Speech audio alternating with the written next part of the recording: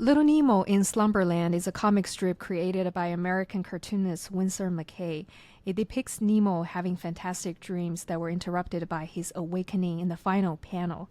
The strip is considered McCay's masterpiece for its experiments with the form of the comics page, its use of color and perspective, its timing and pacing, the size and shape of its panels, and its architectural and other details. Thank you so much for tuning in. I'm Claire Hennessy. With me today is Professor Scott Bukatman, who is a cultural theorist and professor of film and media studies at Stanford University. His research explores how such media, popular media as film, comics, and animation, mediate between new technologies and human perceptual and bodily experience. Among many of his works on these subjects, the Poetics of Slumberland, Animating Spirits, and the Animating Spirit celebrates play, plasmatic possibility, and the life of images in cartoons, comics, and cinema. Welcome to the Global Novels, Scott. Well, thanks so much for having me, Claire. I'm really thrilled to be here. Great. Well, to begin with, Little Nemo in Slumberland featured the young Nemo, which in Latin means no one, who dreamed himself into wondrous predicaments from which he awoke in bed in the last panel. Could you share more on the overall concept of this major storytelling frame?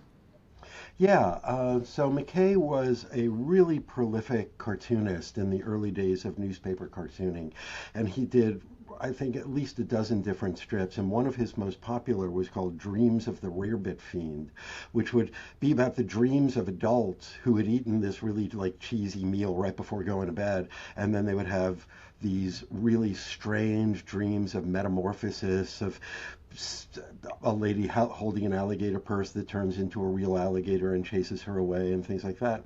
And then Little Nemo in Slumberland came along just slightly later than that, and in a way it's a version of Rarebit Fiend for kids. The kid doesn't eat anything, the kid doesn't do anything. Nemo only dreams. Sometimes in the very early strips, you'll see him at the beginning saying goodnight to his grandfather or something. But most of the time, we just have him in his dream world, in Slumberland, having adventures with some of the other characters there. But at the end of every episode, which would be one full page of a Sunday newspaper, and honestly, I'm not exaggerating, it would be something like that tall. At the end of that page, he would wake up having usually fallen out of bed and calling for his mama or saying, "Oh, what a weird dream," or something. So it was just every week this full color comic that just let McCay's imagination just go crazy, with wonderful metamorphoses and adventures and the like. Was this read by children, adults, or both? Do you think they would get the same things from the experience of reading it? Yeah, I like that question because I would come at it two ways. One is, just like Once Upon a Time, cartoons were for everybody because they were the things that showed before the main movie. So if a family went to the movies, everybody watched the cartoon. It wasn't just for kids, but many of them were aimed more at a kids' audience. With Nemo, kids and adults would definitely read it. Why not? It's staring you in the face in your beautiful, 5-cent Sunday newspaper. And but where I think that the kids would sort of just go along with the fantasy and just really relish identifying with Nemo and just seeing themselves in the strip, I think that adults then and now need a little bit more help in letting their imaginations go free. So to have a comic strip with a kid, so it's not about an adult, it's about a kid, and the adult can say, "Oh, well, this is fiction. I don't need to really take this very seriously." And yet, nevertheless, having a kid there becomes a sort of opens a door for the adult to sort of have some of that same imaginative play and pleasure that their kids are just having over on the floor right there without even thinking about it. Like Nemo becomes the excuse. So in a way, I think in many ways it's a strip that's just as aimed at adults as any other Winsor McCay strip, but because it has a child, it sort of licenses the adult to let his fancy go free. You mentioned in your book that newspapers were the main venue where most comic strips were published and received at the time. What did comics bring to newspapers? And what was it like for readers to read the comic strip at the time? Right, right. Well, so what I used to think was that what comics brought to newspapers was color. Like, here's your drab old newspaper with columns of type and, typeset lettering and, black and white. If there are images at all, they're black and white images. This is back, before color printing. So in all those ways, I thought, well, and there come Sunday color comics, and that burst of color is amazing. But it turns out that there was a whole Sunday color supplement in the bigger newspapers, and then this started in New York, but quickly got syndicated around the country, where you would get a Sunday supplement that might have comics for sure, but it might also have reports from fashion shows. It might have interesting photography experiments or big illustrations showing how New York would look after an earthquake. There's all kinds of things like that. And so there was plenty of color there. So I was thinking, so what was it that comics actually did add to the mix? Because I was convinced they added something. And I came up with two things. One, they added stability. Unlike all these other supplements, every week you would get Little Nemo or Crazy Cat or Maggie and Jiggs and Bringing Up Father or any of a number of the other characters or Walton Skeezix in Gasoline Alley. And some of these had continuing stories. So you would come back to the paper every day or every week for the next installment. And in fact, comics popularity really enhanced newspaper circulation. The more popular your comics, the more people were buying your newspaper. So this kept people coming back over and over. The other thing I think they gave is what I call their prankishness, because so many early comics feature things like the Katzenjammer Kids with them, like, I don't know, tying sticks of firecrackers to the waistcoat of the inspector, one of the adults in their lives, and setting them off and getting spanked at the end, and then next week they will pull another trick on somebody else, and it never ended really well for them, but then they came back the next week ready to do it again. So I think they added a kind of playful spirit to the newspaper that really worked against the kind of, capital letters, this is important stuff that you need to know. Here was a little playground for the reader, be they adult or child. Here was a little respite from the day. Here was a little reverie that could just let people have fun for a moment before getting back to the important stuff. Well, understanding the context in which Little Nemo in Slumberland was created and received would be useful for our listeners. Could you please share a little about Little Nemo's Americanness? Especially, you mentioned in your book that even though American comic strips were influenced by European comic strips, they also developed their unique style, and one of which is this notion called the disobedient machine. Could you please explain this notion a little bit, and how does Little Nemo in Slumberland embody this prominent aspect of Americanness? Mm-hmm. It's important to remember that McCay, at the same time that he's doing all of these comic strips, also becomes one of the first people to animate drawings. And he had a vaudeville act, so he would perform on stage on a bill with other performers in New York, and he would draw lightning sketches. Someone would tell him to draw something, and he would draw it, or he would just show marvelous ways that he could, because he was like a drawing machine, essentially. Right. And one of the first character that he introduces, well, his first animated cartoon, he animates his Little Nemo characters. He did this in 1911. And so he would do his vaudeville act, whatever it was, drawing and interacting with the audience. And then somewhere towards the end of the act, or at the end of his act, he would show this 2-minute animation of his characters moving. And he didn't invent animated cartoons, but his figures were the most fully rendered. They existed against a blank background, but they still just sort of had roundness and three-dimensionality and depth to them. They spin around, they fall down, they do all these movements.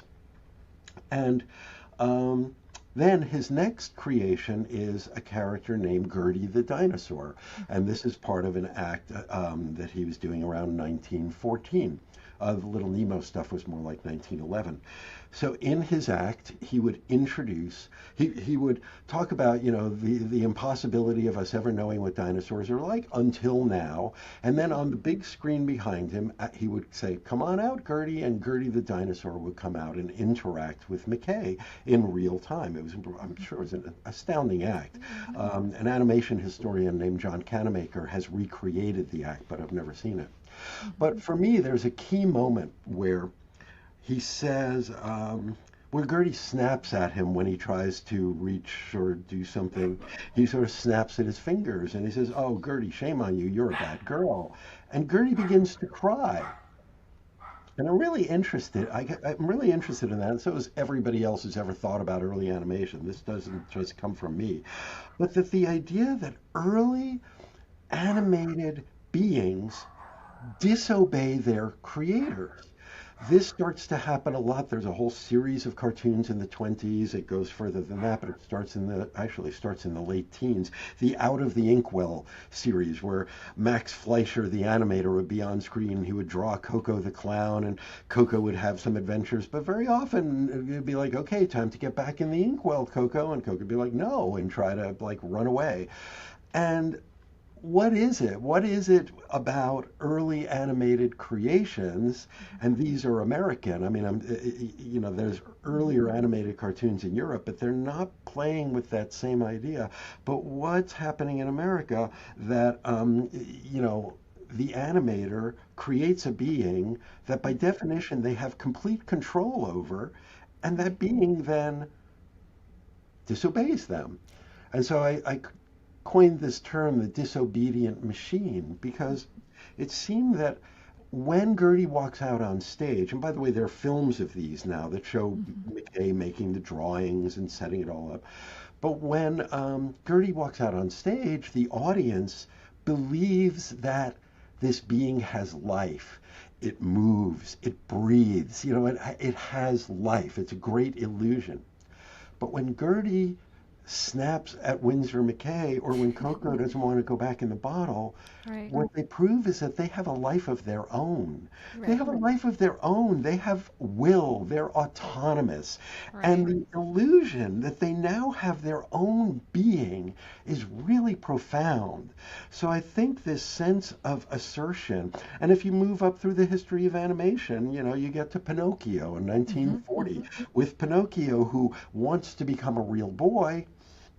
What's the first thing he does? He doesn't go to school like his father told him to do.